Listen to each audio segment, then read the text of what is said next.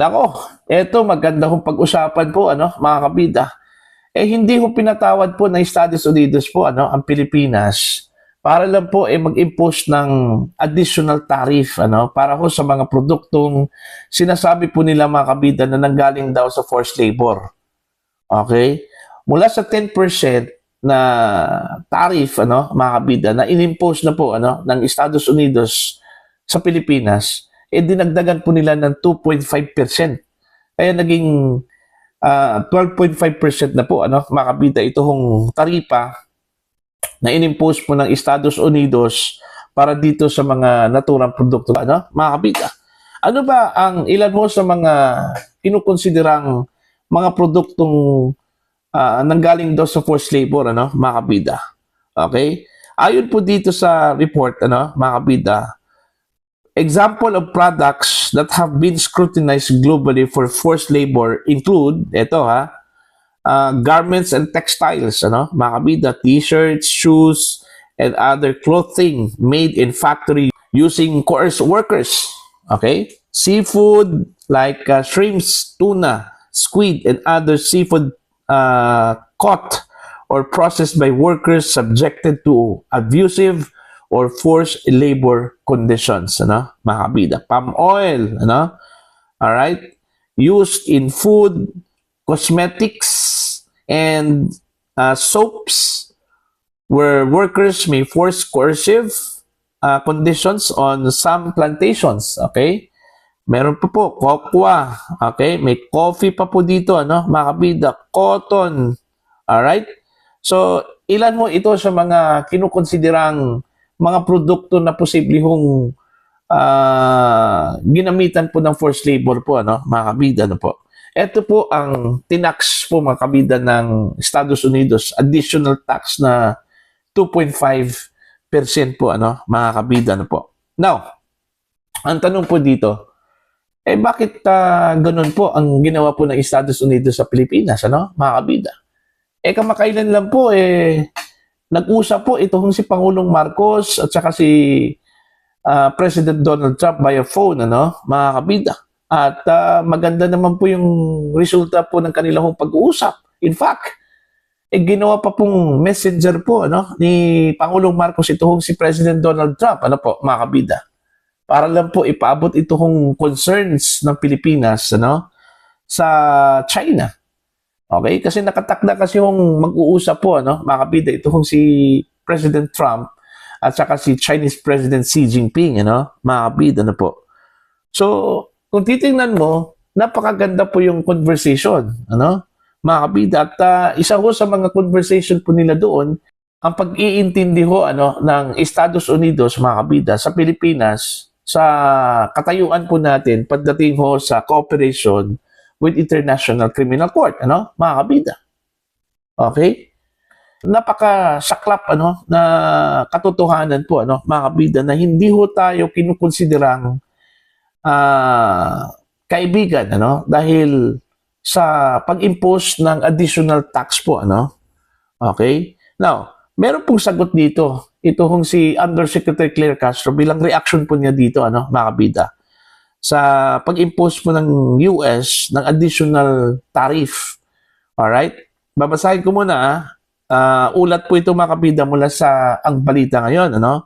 Naglabas ng pahayag si Palace Press Officer Yuse Claire Castro matapos nagpataw ang Estados Unidos ng karagdagang 2.5% po, mga kabida. Ibig sabihin po, mula sa 10%, meron pong additional na 2.5%, mga kabida, na tariff sa mga export ng Pilipinas dahil umano sa kakulangan ng bansa sa pagpapatupad ng forced labor import prohibition, mga kabida.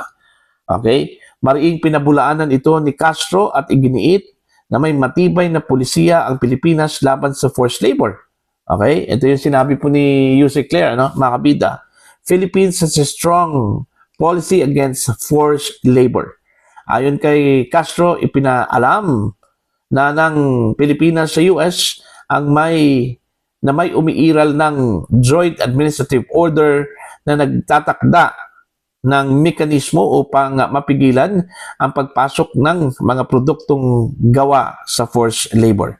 Dagdag pa niya, nagpapatuloy ang pakikipag-ugnayan ng pamahalaan ng Estados Unidos, okay, at ng Pilipinas habang nire-renew ang mga exception at ang magiging epekto ng bagong tariff sa Pilipinas. Okay?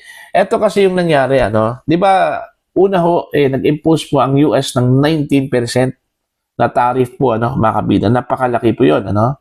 Ang ginawa po kasi, mga kabida, hinarangan po ng Korte Suprema po nila, ano, doon po sa US, yung 19% na taripa. So, hindi ho natuloy yun, ano, mga kabida. Sa halip, ay inimpose po, mga kabida, itong 10% lang. Okay? Dahil, according to the Supreme Court of the United States of America, ano, mga kabida, hindi ho sakop ni President Donald Trump yung pag-impose po niya ng 19%. Wala ho sa provision po, mga kabida, ng International Emergency Economic Powers Act o IEEPA, ano?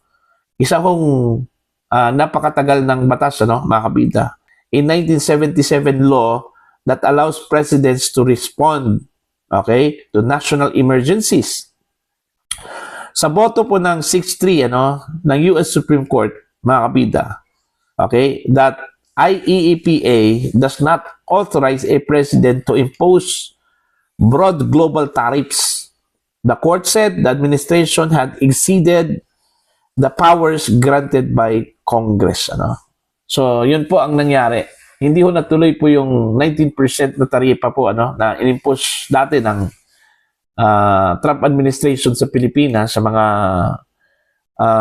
export products po natin, ano, mga kabida. Sa halip, naging 10% na lang po. Pero ngayon, dinagdagan po. Okay?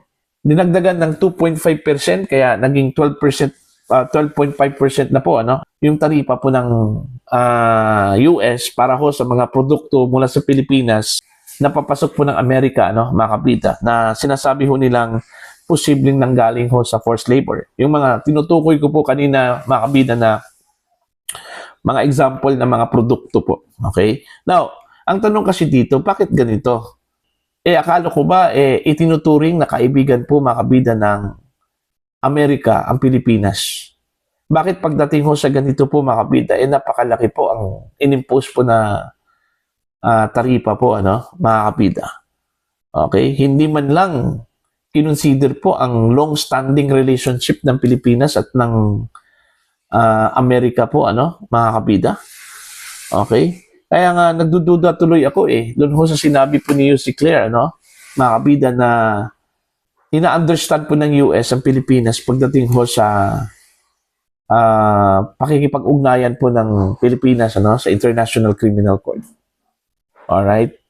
Kung tutuusin po, wala naman pong binigay na exception po, mga kabida, ang US, ano, pagdating ho sa mga bansa, no, na nakikipagtulungan po sa ICC, ano, mga kabida. Pero nagulat na lang po tayo kasi meron pong pahayag po, ano, si UC Claire, na iniintindi daw ng Estados Unidos ang Pilipinas pagdating ho sa ating katayuan, okay, sa International Criminal Court. So, ibig sabihin ba dito, exempted ho tayo doon ho sa kampanya po, mga kabida, ng Estados Unidos, ano, na wasakin ito hong International Criminal Court at pagbabawalan po, mga kabida, ng US ito hong mga bansa na sakop po ng ICC o di kaya yung mga bansa na tumutulong sa ICC, ano, mga kabida. Natigil-tigilan na po ito hong pagsuporta po sa International Criminal Court, ano, mga kabida, ano po. Di ba? Kaya mas mainam po siguro, ano, meron pong ilalabas na statement ang US patungkol ho sa kanilang pulisiya po, ano, okay, pagdating ho, mga kabida, sa pagsuporta po ng isang bansa sa International Criminal Court, regardless kung ito po ba ay miyembro ba o hindi, ano, mga kabida. Okay? Kasi kung magre-rely lang po tayo dito ho sa statement mula sa Malacanang, syempre naman, posible hong pagdududahan po natin yan, ano, mga kabida, na baka gawa-gawa lang po yan ng Malacanang, ano po, no? Dahil hindi ko mag-gets kasi, mga kabida, Akala ko ba yung maganda ho ang treatment po ng US sa atin, ano? Dahil matagal na po tayong kaibigan po ng Amerika, ano, mga kabida. Okay? Ito, napakatindi po itong ginawa po ng US eh. Yung nag-impose po sila ng additional tariff. Malaking bagay po ito mga kabida para ho sa mga produkto po natin, ano po, na nanggaling ho sa atin, ano, nanggaling sa Pilipinas, mga kabida. Malaki po ang epekto nito sa mga producers. Alright? Kagaya na lang po ng kokwa, kape, ano, mga kabida. Diba? Agricultural products po ito eh. Alright? At alam naman po natin na tayo po, mga kabida, ay mas malaki po ang bulk, okay, ng agriculture sa ekonomiya po natin, ano, mga kabida. Alright? So, eto, anong masasabi po ng Pilipinas o dito, ano, mga kabida, sa ginawa po ng US? Okay? Para po sa inyo, ano po ang inyong opinion at pananaw ho dito, ano, mga kabida, na sa halip, bigyan ho tayo ng at least lang man comfort, ano, ng Estados Unidos, ano, mga kabida, ang Pilipinas pagdating ho sa taripa, ano, mga kabida. Kasi kung tutuusin po, ikukumpara po mga kabida sa ibang bansa, sa Southeast Asia po, ano, mga kabida, mas mataas yung taripa po natin, ano, ikumpara po sa kanila eh. Okay? Ano bang pagkakaiba po natin kaysa sa kanila, ano, mga kabida? Alright? Please comment down. Sa mga hindi pa po subscribe po sa aking channel, please subscribe. Just click the subscribe button. Click the notification bell, click all para updated po kayo mga kabida sa aking mga uploads. Maraming salamat po sa inyo lahat.